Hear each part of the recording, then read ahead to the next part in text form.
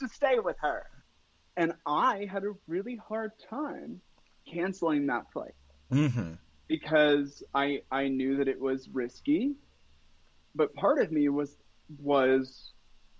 really concerned with what it means to put health in front of the creation of queer art Right. when that has been something that has stifled queer art for a very long time.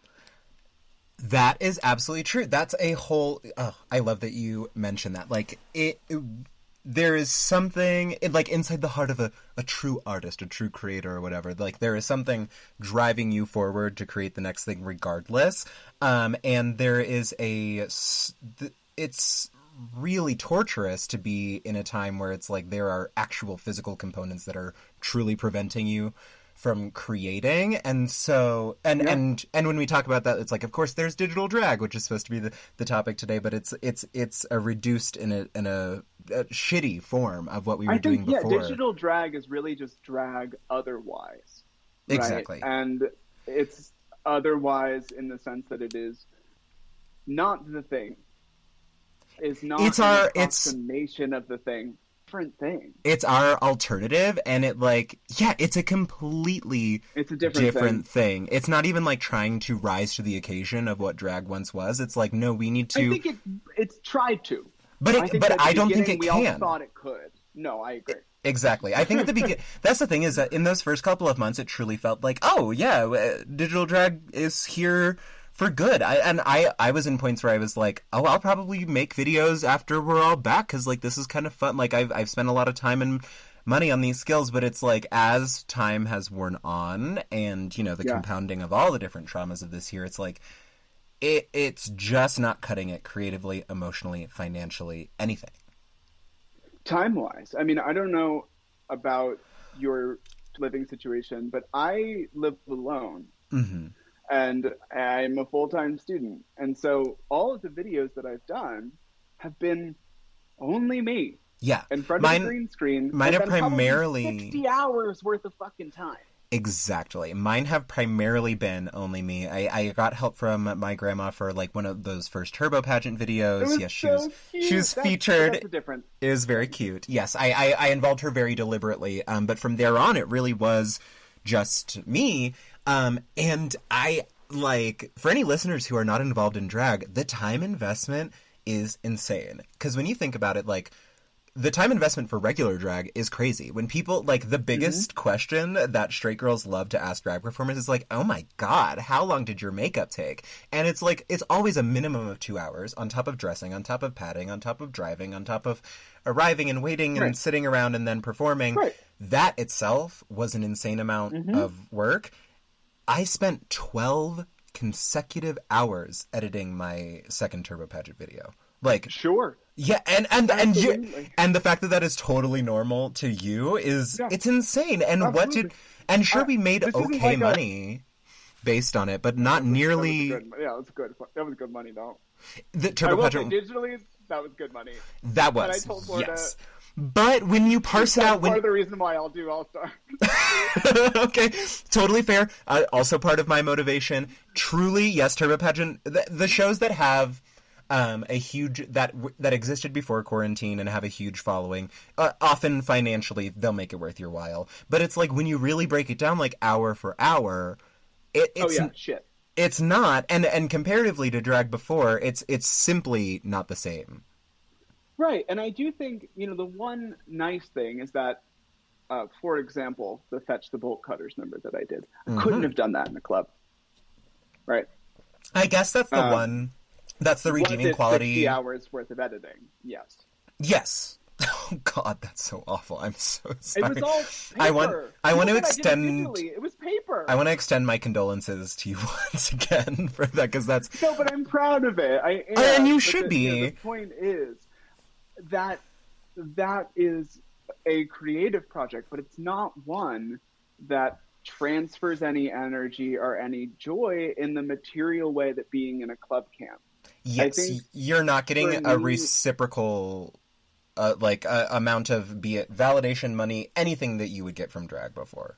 Well, but I also think that in a lot of ways there's a certain, like, shamanistic element to drag, especially I feel that as someone who primarily hosts, Right.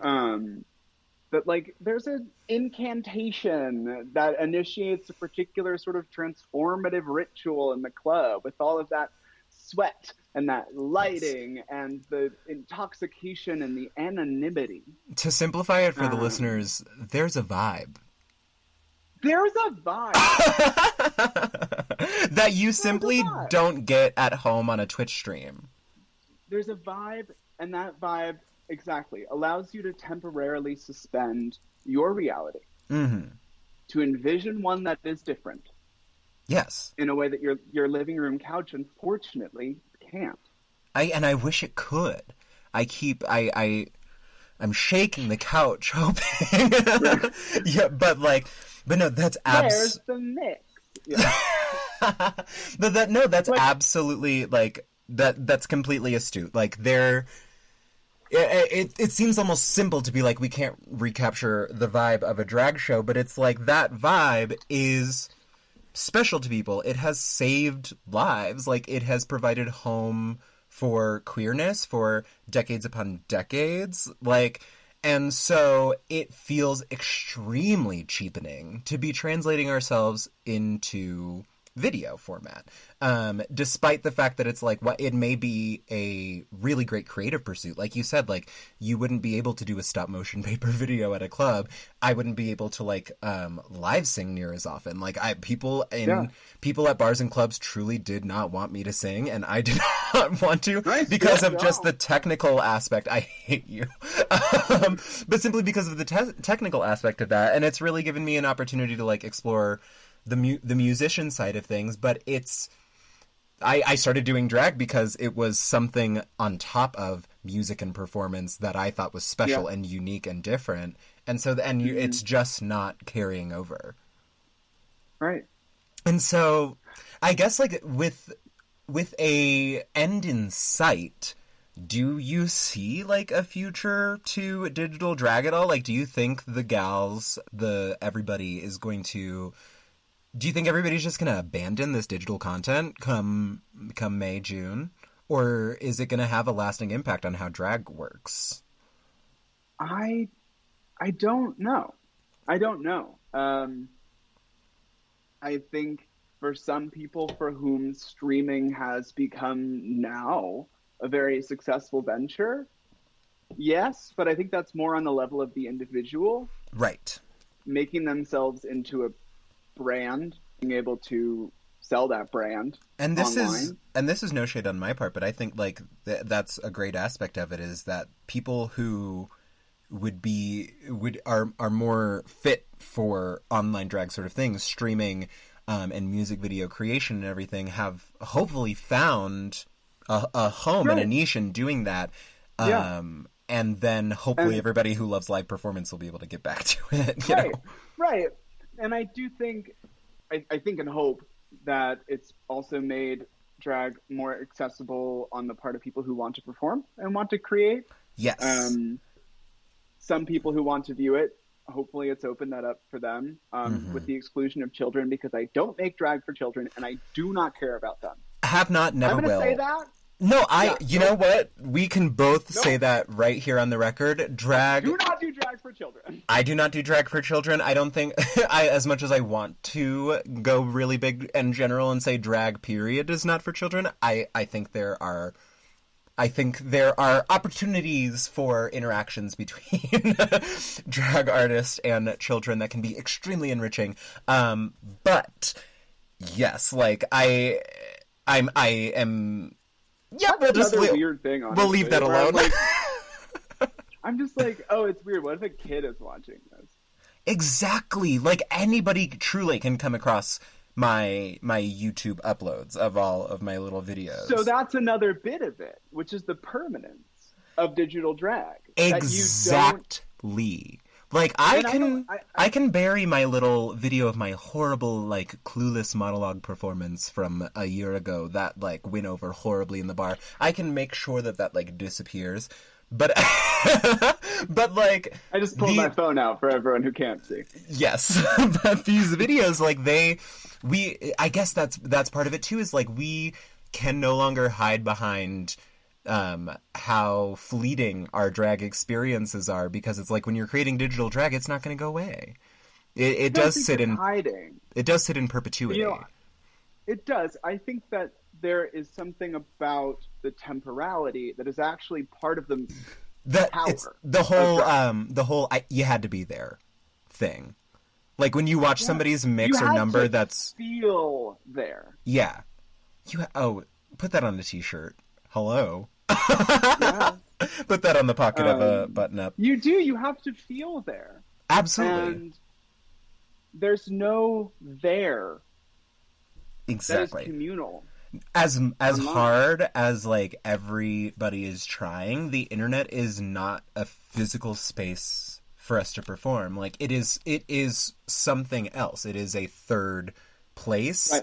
With totally different rules of operation, and many of us are trying to turn it into a stage. Yeah, and it's just not going to be exactly the same.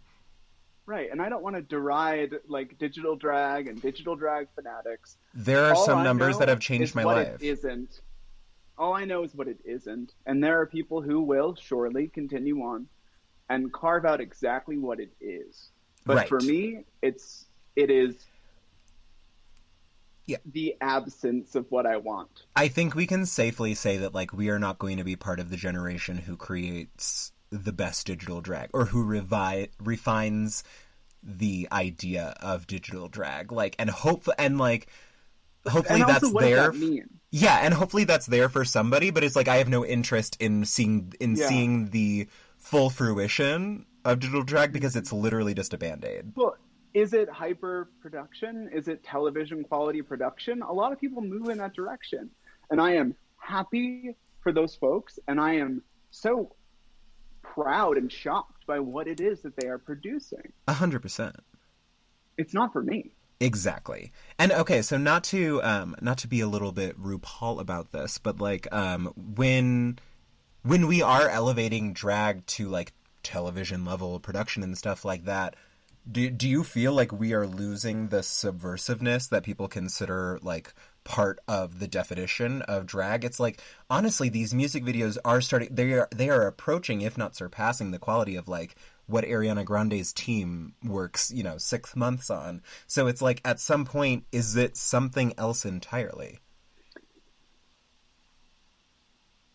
Right. That's a tough one. And my answer is, I think what you said, really, about Ariana Grande is that you become pop star.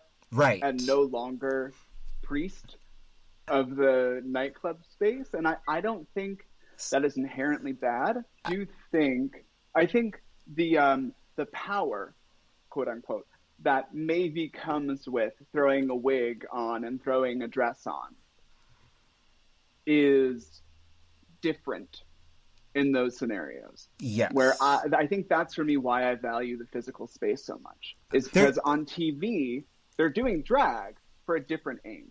In the club, I'm doing drag for a different aim.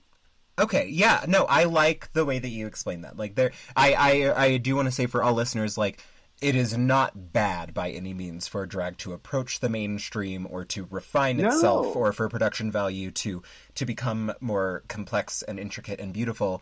But it's definitely a paradigm shift as far as how and why we all do it. And so I get like, God, I guess this is just like the cultural shift where it's like drag moves from in many ways, it will never completely, but it moves from the underground to the upper ground. And maybe we're a few years late on that. I mean, looking at Drag Race, but like, I think we're there. But I think digital drag is kind of is bringing everybody up to that level, or allowing everybody to rise up to that. I think it's like the drag middle class. Shit. that I think is spot on. That is a perfect way to put it.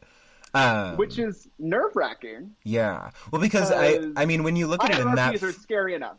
Well, when you put it in that framework, it's like, I mean, we've all there's been this lovely cultural awakening to how horrific capitalism is for all of us. So it's like when you put that Speak for framework, yourself. I love